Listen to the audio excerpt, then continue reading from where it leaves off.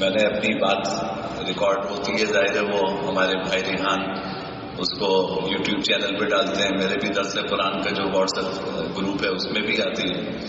میں نے دوبارہ سنی اپنی بات، تو الحمدللہ کوئی ایسی چیز نہیں ہے. 28 سال فتوے سے وابستہ ہوئے مجھے ہو چکے ہیں، تو الحمدللہ تھوڑا بہت جو سیکھا ہے، تو الفاظ کا انتخاب جو ہے وہ میں سوچ سمجھ کے کرتا ہوں. یعنی اس میں کوشش ہوتی ہے کہ بے احتیاطی نہ ہو، اگر غلطی ہو جائے تو اللہ تعالیٰ مجھے معاف فرمائے. کل جو میں نے بات کی اس کا میں دوبارہ خلاصہ عرض کروں کہ دیکھیں صدقے کی اہمیت ہے. اب صدقہ کسی خاص شکل میں دینے کی کوئی خاص فضیلت ہو، اس طرح کی چیز نہیں کہ بھائی جانور ہی کی شکل میں صدقہ دینا ہے، انڈوں کی شکل میں صدقہ نکالنا ہے، آٹے کی شکل میں نکالنا ہے. اس کو ضروری سمجھنا یا یہ سمجھنا کہ یہ حدیث سے ثابت ہے یا سنت سے ثابت ہے، یہ غلط ہے. بس صدقہ نکالنے کی فضیلت ہے.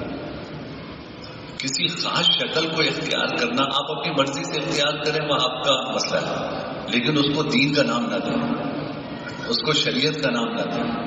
ہمارا مسئلہ ہمارے لیے مشکل یہ ہے کہ کوئی اپنی مقامی تہذیب کو شریعت کا نام دے کر پیش کرتا ہے، کوئی اپنی ثقافت کو شریعت کا نام دے کے پیش کرتا ہے، کوئی اپنی پسند اور ناپسند کو شریعت کا نام دے کے پیش کرتا ہے. شریعت تو وہ ہے جو آقائے دو جہاں جناب نبی کریم صلی اللہ علیہ وسلم لے کر آئے. میری پسند، میری ناپسند، میری تہذیب، میری ثقافت، میری برادری، میری ذات، ان چیزوں کا شریعت سے کوئی تعلق نہیں ہے. یہ آپ کی ذاتیت تک ہے. تو آپ کے ہاں مرغی کے ذریعے سے صدقہ دیا جاتا ہوگا، آپ دیجیے، لیکن اس کو شریعت کا نام نہ دیجیے. یہ کوئی ضروری نہیں ہے کہ بچہ بیمار ہو تو جان کا صدقہ جان کے ذریعے نکالا جائے. یعنی مشہور ہے لوگوں میں نا کہ جان کا صدقہ جان کے ذریعے نکالو. کیا مطلب بچہ بیمار ہے تو بکرا صدقہ ہوگا؟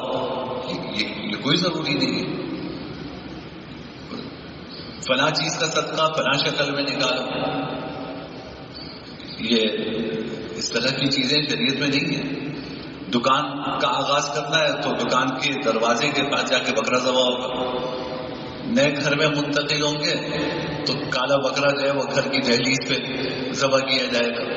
یہ ہماری اپنی تراشی کی بات ہے.